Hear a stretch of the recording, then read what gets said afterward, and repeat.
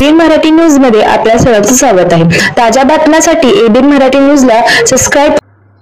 Akkalkot railway station जिल्हा परिषद शाळेत नव्या विद्यार्थ्यांचे स्वागत। अक्कलकोट रेल्वे स्टेशन जिल्हा परिषद प्राथमिक शाळेच्या पहिल्याच दिवशी विद्यार्थ्यांची प्रभात फेरी काढून विद्यार्थ्यांना गुलाब फूल देऊन स्वागत करण्यात आले। प्रथमतः सावित्रीबाई फुले यांच्या प्रतिमेचं पूजन करून कार्यक्रमाला सुरुवात करण्यात आली।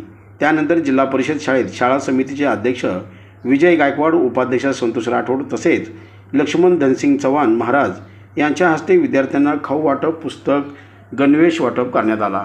यावेळी शाळा समितीचे सदस्य अनिता चव्हाण, उपसरपंच सविता चव्हाण तसेच जिल्हा परिषद प्राथमिक शाळेचे मुख्याध्यापिका श्रीमती राजश्री महातय्या पाटील व श्रीमती वनमाला देवेसिंग राजपूत, श्रीमती स्मिता शिवाजी शिंदे, श्रीमती शीतल विनायकराव जाधव, श्रीमती विद्या दत्तात्रय जिरगे, गणेश भालेराव, गौरीशंकर इया नंदीकोल आदी शाळा समितीचे पालक व विद्यार्थी व शिक्षक मोठ्या संख्येने उपस्थित होते।